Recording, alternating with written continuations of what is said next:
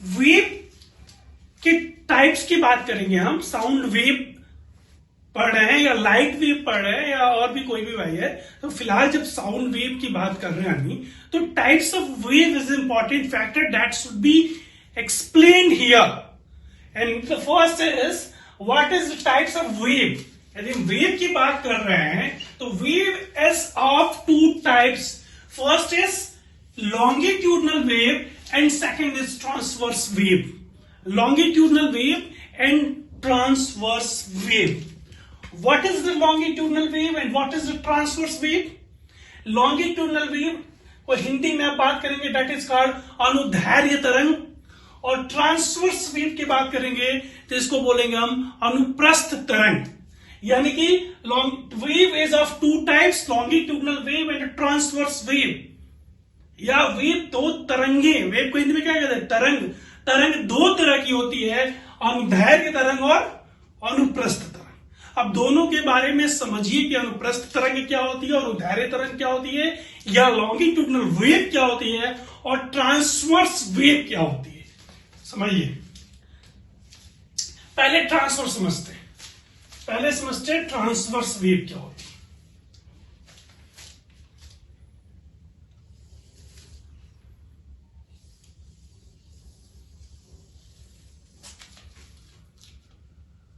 Wave का ये form, wave का जो ये फॉर्म है, तो ये है हमारा ट्रांसवर्स वेव, या इसको कह दिया अनुप्रस्थ तरंग। यानी कि अनुप्रस्थ तरंग का मतलब ये हुआ कि यदि आप बात करिए, सामने यदि एक दीवार पे हमने रस्सी बांध दी या पेड़ पे एक रस्सी बांध दी, और पेड़ पे रस्सी बांधने के बाद हम उसको ऐसे ऐसे कर रहे हैं, पेड़ पर हमने रस्सी बांध दिया या सामने की दीवार पे कील लगा के हमने रस्सी बांध ली, और रस्सी बांधने के बाद हम ऐसे ऐसे कर रहे हैं। तो जब ऐसे ऐसे कर रहे हैं तो क्या रस्सी का कुछ ऐसी होगा?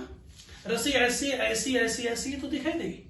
फिर से समझिए, सामने दीवार लिया, दीवार के पे कील बांध दिया और एक लंबी सी रस्सी लिया, हाथ में लिया, लेके सीधा पकड़ेंगे। उसके बाद हम हाथ को ऐसे ऐसे कर रहे हैं, ऊपर नीचे कर, सब ऐसे ऐसे रस्सी करेंगे तो रस्सी का जो मूवमेंट होगा वो कैसे होगा? वो ऐसे ही तो होगा, ऐसे जाएगी, फिर ऐसे आएगी, फिर ऐसे जाएगी, फिर ऐसे आएगी। यही तो मूवमेंट होता है। यानी कि कुछ ऐसे होगा, ये यहां से रस्सी मिलाकर रस्सी की मूवमेंट क्या होगा? ऐसे, फिर ऐसे, फिर ऐसे, फिर ऐसे, फिर ऐसे, ऐसे। This is called transverse wave और अनुप्रस्थ तरंग। इसी तरह की तरंगों को अनुप्रस्थ तरंग कहते हैं। अब जरा सा समझ लेते हैं कि डेफिनेशन क्या होती है अनुप्रस्थ तरंग की। तो अनुप्रस्थ तरंग की या ट्रांसवर्स वेव की यदि डेफिनेशन की बात करें तो एक चीज देखिए, यहां पे इसके जो माध्यम है, इस माध्यम के पार्टिकल कैसे मोशन कर रहे हैं। यदि यहां पे रस्सी यदि यहां पे मूव कर रही है और हम इसको यहां से देख रहे हैं, तो अब इसके पार्टिकल हमको कैसे मोशन करते हुए दिखाई दे रहे हैं? ऐसे ऐसे ऐसे ऐसे दिखाई दे रही है।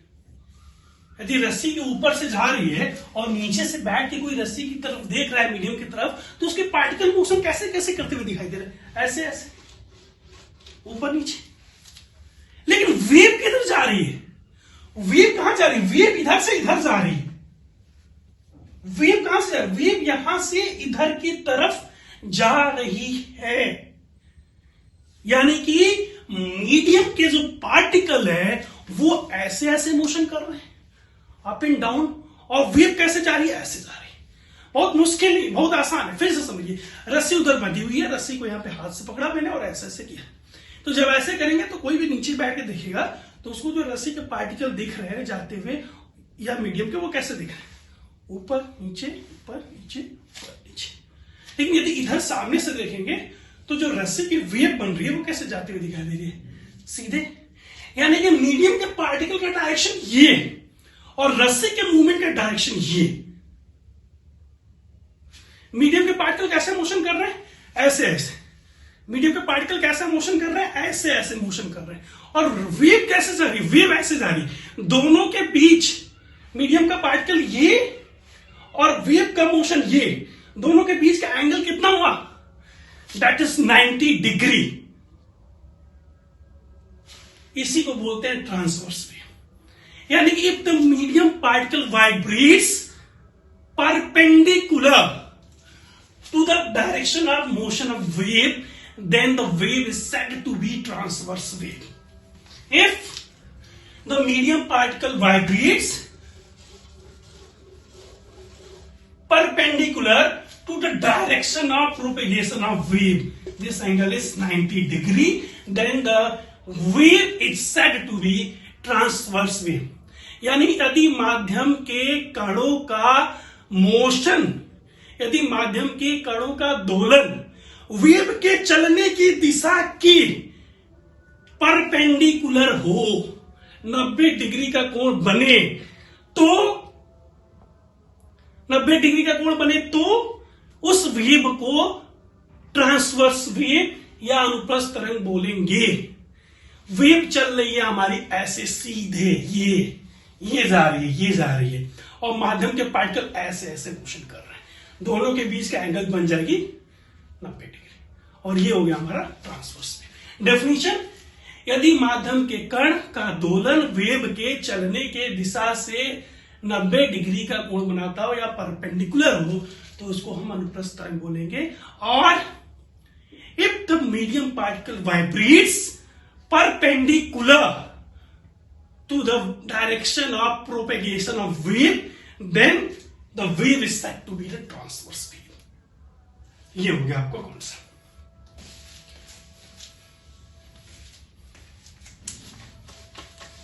अब अगला ये लीजिए, दैट इज लॉन्गिट्यूडनल वेव, या इसको लॉन्गिट्यूडनल को क्या बोलते हैं, लॉन्गिट्यूडनल वेव हो गया। अब लॉन्गिट्यूडनल का क्या डेफिनेशन होगी, लॉन्गिट्यूडनल का होगा कि यहां पे आपने एक स्प्रिंग ले लिया और स्प्रिंग को यहां पे आपने बांध दिया, इधर खींच लिए, और स्प्रिंग को जब पूरी तरीके से आपने खींचा हो तो स्प्रिंग टेंस में खींचा हुआ है, तनाव में। अब स्प्रिंग को आपने हल्का सा छोड़ दिया या पकड़े हल्का छोड़े, तो स्प्रिंग का मोशन कैसे हो रहा है, ऐसे ऐसे ऐसे ऐसे ऐसे ऐसे ऐसे ऐसे ऐसे ऐसे। तो इस केस में यदि यहां पे दीवार के सामने एक स्प्रिंग बांधा, स्प्रिंग को हमने खींचा और स्प्रिंग को खींच कर हमने हल्का सा छोड़ दी, छोड़ के पकड़े हुए नहीं छोड़ देंगे तो नीचे चले जाएगा, तो उसको छोड़ के हमने ऐसे करके छोड़ दे पकड़। तो देखिए स्प्रिंग का मोशन यदि कोई देखेगा तो कैसे हो रहा है, ऐसे ऐसे ऐसे ऐसे। और यदि यहां पे सामने से देखिए या नीचे से देखिए, यदि यहाँ पे स्प्रिंग है नीचे से देखेंगे तो उसके जो मीडियम के पार्टिकल है वो भी ऐसे ऐसे मोशन करते हुए दिखाई देंगे, ना कि ऊपर नीचे। इस स्प्रिंग यहां पे बंधी हुई है और यहां पे पकड़ा हुआ है, छोड़ा हुआ है उसको तान के, तो स्प्रिंग के जो मीडियम के पार्टिकल नीचे से देखेंगे तो ऐसे ऐसे मोशन करते हुए दिखाई देंगे, ऐसे ऐसे। और स्प्रिंग भी कैसे मोशन कर रही है, ऐसे। यानी कि स्प्रिंग के पार्टिकल्स, मीडियम के पार्टिकल्स का वाइब्रेशन भी ये है, और वेव जो बन रही है उसका डायरेक्शन भी ये है। Both are in same direction, इसको बोलते हैं हम लॉन्गिट्यूडनल वेव। यानी कि if the motion of the particle, if the vibration of the particle is in the same direction in which the direction of wave, then it is said to be longitudinal wave.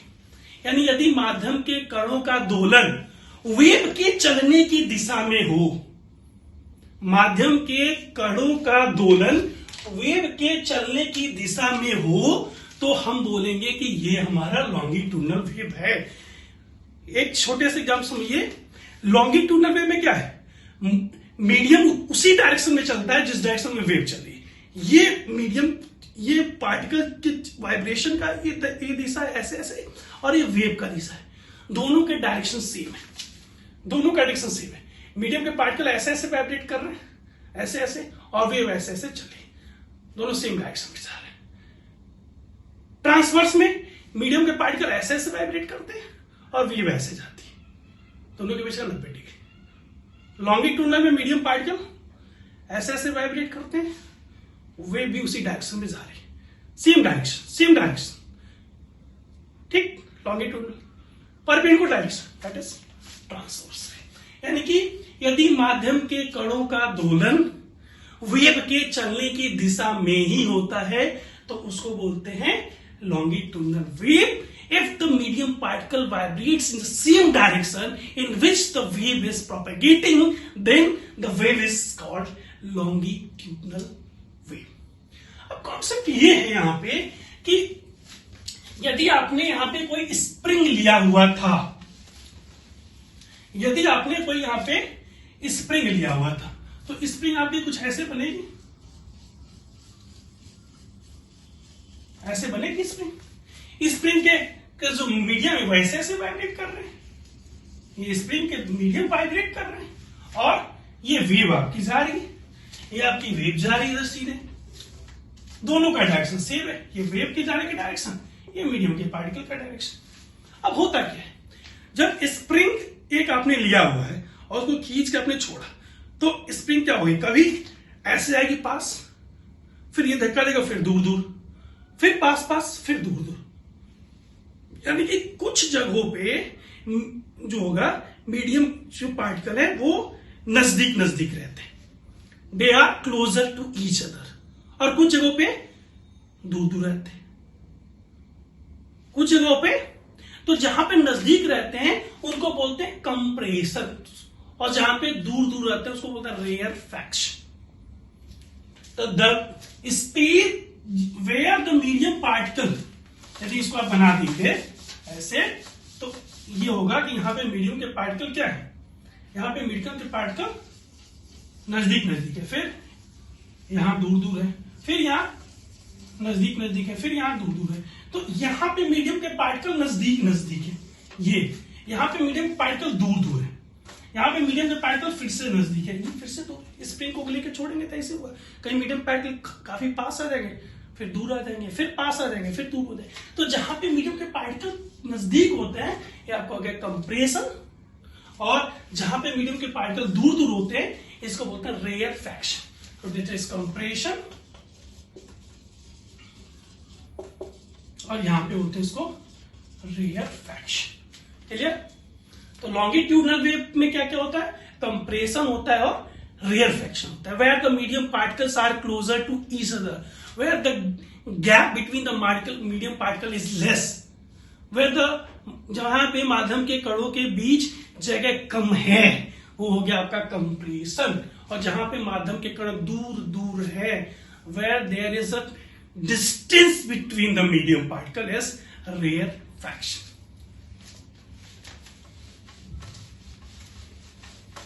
अब फिर से बात कर लेते हैं transverse wave की. Transverse wave कैसे होती है, ट्रांसवर्स वेव हमारी ऐसे होती है, ऐसे होती है. यानी कि मीडियम के पार्टिकल कैसे मोशन करते हैं, ऐसे ऐसे ऐसे ऐसे करते हैं, और वेव कैसे जा रही है, वेव ऐसे ऐसे जा रही है. मीडियम के पार्टिकल ये, मीडियम के पार्टिकल ये, और वेव जा रही है, दोनों के बीच का एंगल 90 डिग्री. अब देखें यहां पे यहां से ये जो मैक्सिमम डिस्टेंस होती है इसको बोलते हैं एम्पलीट्यूड. यानी कि इस एक्सिस के किसी एक और मैक्सिमम जितनी दूर कोई पार्टिकल वाइब्रेट करता है तो maximum displacement in either side of the axis it's called amplitude. यानी कि ये मैक्सिमम हुआ तो ये एम्पलीट्यूड हुआ, ये मैक्सिमम हुआ तो ये भी आपका एम्पलीट्यूड हुआ, ये मैक्सिमम हुआ तो ये भी आपका एम्पलीट्यूड हुआ, ये मैक्सिमम हुआ तो आपका ये भी एम्पलीट्यूड हुआ, ये मैक्सिमम हुआ तो आपका ये भी एम्पलीट्यूड हुआ. यानी कि इस एक्सिस के एक तरफ जितना मैक्सिमम दूरी जाता है, अधिकतम दूरी माध्यम के पार्टिकल का इस एक्सिस के किसी एक तरफ, उसको आयाम कहते हैं, एम्पलीट्यूड कहते हैं. क्लियर? अब समझिएगा. अब मान लीजिए कि वाइब्रेशन यहां से शुरू हुआ था, मान लीजिए कि वाइब्रेशन यहां से शुरू हुआ था, ये पॉइंट. तो यहां से मीडियम पार्टिकल यहां आया, फिर दूसरे माध्यम में गया, फिर यहां आया और फिर उसी पोजीशन पे पहुंच गया. यानी कि इसको बोलेंगे एक दोलन कर लिया उसने, जहां से शुरू किया था वही उसी स्थिति पे पहुंचने की, यानी कि यहां से शुरू किए तो यहां से ऐसे जाए, फिर ऐसे जाए, फिर ऐसे, या यहां से शुरू किया था तो ऐसे नीचे जाए, ऐसे जाए, ऐसे जाए, ऐसे जाए, पूरा कंप्लीट कर ले, इधर से जाते हुए पूरा कर ले, तो इसको एक दोलन बोलेंगे। Clear? The maximum displacement on the either side of the vibration, vibration यदि इसके अराउंड कर रहा है, यानी कि इसके अराउंड एक बार नीचे जा रहा है, एक बार ऊपर जा रहा है, तो यदि नीचे की बात करें तो नीचे, ऊपर की बात करें ऊपर, जितना मैक्सिमम दूरी गया ये एम्पलीट्यूड हो गया। यहां से नीचे जितना दूरी थी क्या हुआ, एम्पलीट्यूड हुआ। यदि एक दोलन की बात करें, यदि मान लीजिए यहां से शुरू किया था तो यहां से पूरा कंप्लीट एक ऊपर गया, फिर नीचे आया, फिर अपनी जगह पे आ गया, तो ये एक दोलन यहां पे इसने कंप्लीट कर लिया। यदि यहां से शुरू करेंगे तो यहां से कंप्लीट ऊपर यहां एक चक्कर कंप्लीट किया, और फिर नीचे आके यहां एक चक्कर कंप्लीट किया, तो यहां से यहां तक इसने एक दोलन, एक वाइब्रेशन कंप्लीट कर लिया। और एक वाइब्रेशन के बीच में वेव द्वारा चली गई दूरी को वेवलेंथ बोलते हैं। यानी कि ये जो है आपका, यहां से वाइब्रेशन चल रहा है और ये वाइब्रेशन एक बार ऊपर गया और एक बार नीचे गया, ये यानी कि एक मीडियम पार्टिकल जितने टाइम में एक वाइब्रेशन कंप्लीट करता है, उतने समय में तरंग द्वारा चली गई दूरी को तरंग दैर्घ्य कहते हैं। Wavelength is the distance travelled by the wave in time in which the medium particle completed it's one vibration. यहां पे मीडियम पार्टिकल वाइब्रेट कर रहा है। वाइब्रेट होता क्या मतलब है? वाइब्रेट का मतलब ये होता है कि यहां से गया तो एक बार ऊपर गया, फिर यहां आया, फिर नीचे गया, फिर यहां चला गया, इतने टाइम। क्यों? क्योंकि हमने देखा है कि मीडियम पार्टिकल कैसे वाइब्रेट करता है। मीडियम पार्टिकल वाइब्रेट करता है ऐसे ऐसे, और वेव चलती है ऐसे ऐसे। तो यदि मीडियम पार्टिकल ने वाइब्रेशन यहां से शुरू किया था, मीडियम पार्टिकल ने यहां से वाइब्रेशन शुरू किया था और यहां से नीचे गया और फिर ऊपर आया, तो इसको मानेंगे कि इसने अपना एक वाइब्रेशन कंप्लीट कर लिया। और जब ये वाइब्रेशन कर रहा है उस टाइम में वेव चल रही है, तो जितने टाइम में इसने एक वाइब्रेशन कंप्लीट किया, उतने टाइम में वेव जितनी डिस्टेंस ट्रेवल की, यदि इसने इतनी डिस्टेंस ट्रेवल की तो इसको बोलेंगे वेवलेंथ, दैट इज तरंग दैर्घ्य, और it is denoted by lambda. तो तरंग दैर्घ्य क्या हुआ है? The distance travelled by the wave and the time in which medium particle completed its one vibration is called wavelength or तरंग दैर्घ्य, or it is represented by lambda.